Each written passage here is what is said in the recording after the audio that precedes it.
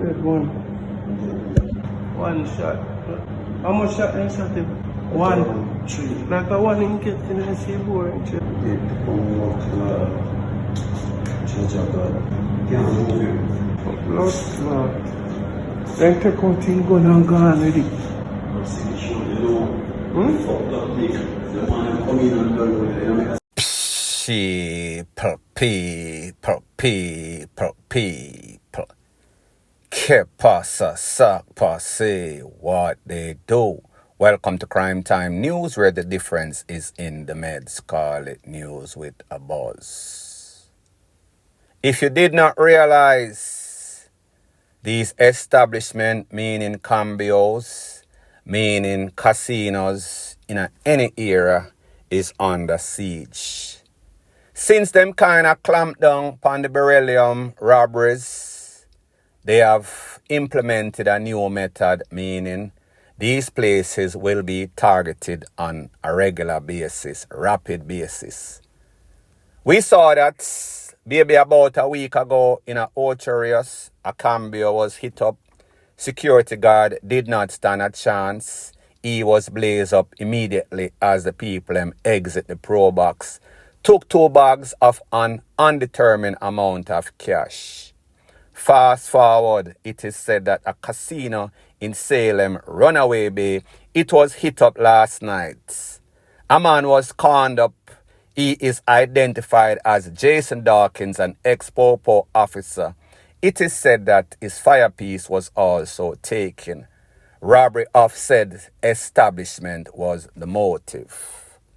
This is the person that lost his life. Picture on the screen as I speak.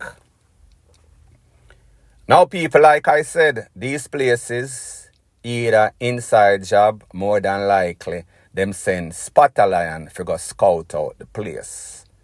So therefore, when these people come in, if you are the security guard, don't know who is who, don't know person's intention, can't read people's mind, you're going to be shocked and awe. These persons are not going to give you a chance.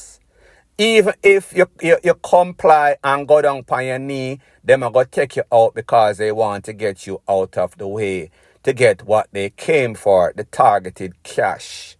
So therefore, them are going to take out any and every security, whether a old man, whether a young boy, whether you're slim, whether you're thick, whether you're flack, it does not make any sorts of difference. You're going to be some sorts of sitting duck. So people, like I said, until these places start to implement safety precaution measures, these people are going to see them as some sorts of easy, soft target. So therefore, if you have a business establishment, make sure, say, before people go in there, them scan them face, them can't go in with any sorts of hat, any sorts of ski mask, some sorts of facial recognition will take place that will deter these people. Not to say that they won't wait until you come out with the cash and try putting some sorts of brings or some sorts of security. However, you will be least likely to be robbed because the people them know say maybe they might see them face. However, when you just leave it open, it is like back road just waiting to be SCREWED. And people, you have gotten 2 examples, one in a Ocherius, one in a Salem, one a Cambio, one a some sorts of casino. People, take heed, or else the life that you lose or the life that you save might be your own. Point blank and period.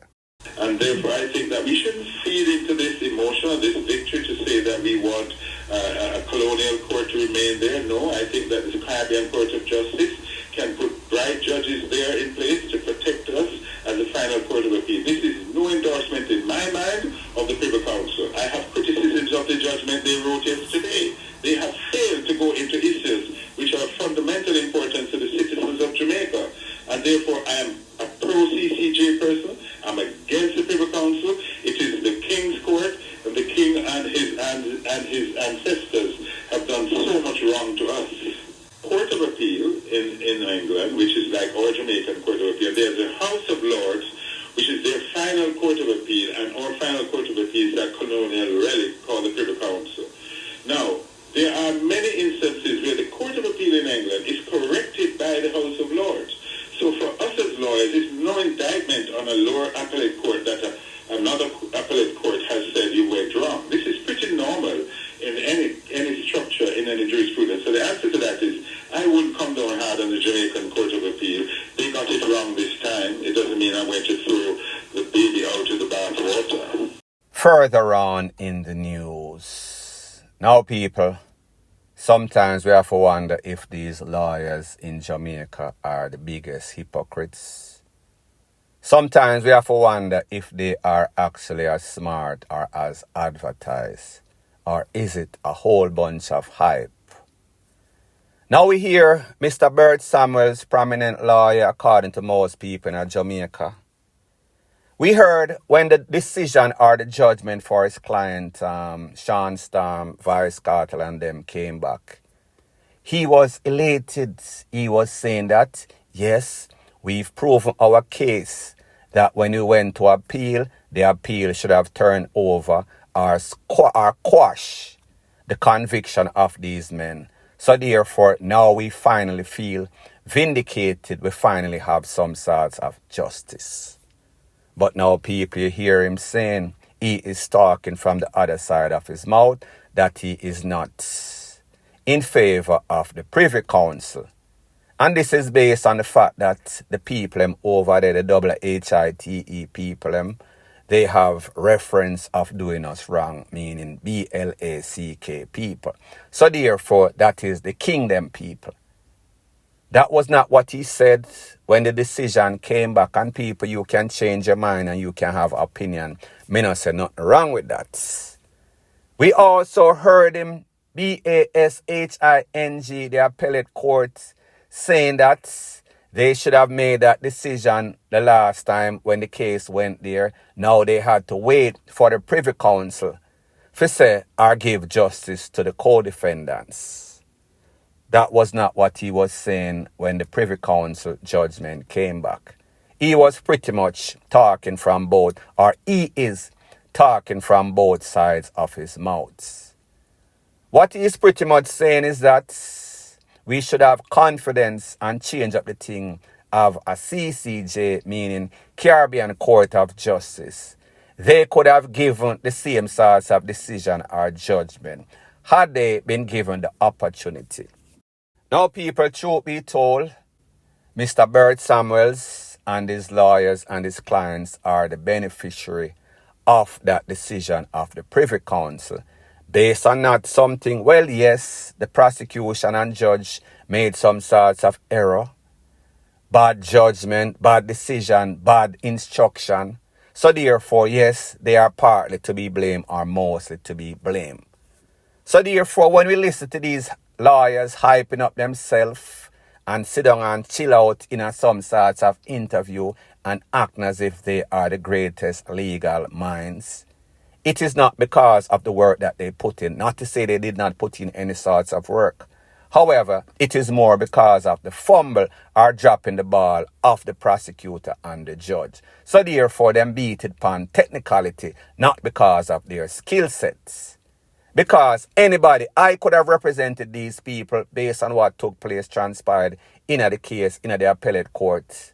Because pretty much, if you don't follow the instruction and protocol, that is what the Privy Council works of. So therefore, it was an easy decision. He is also saying that the Privy Council failed to mention other points of contention. But the truth and the fact is that because the judge instruction and the jury tampering, taintedness was so blatant, they said they did not have to talk about those points. They were mute points. They were not necessary. However, he probably thought that he should have got some sorts of outright not guilty. The client them can go home. So he is probably saying that the Privy Council sent over the decision to now the DPP, to now the Court of Appeal in Jamaica. So maybe that is what he is talking about. But people, at the end of the day, like I said, a lot of these lawyers in Jamaica, even the ones that are getting the big retainer, it is not because of their skill sets.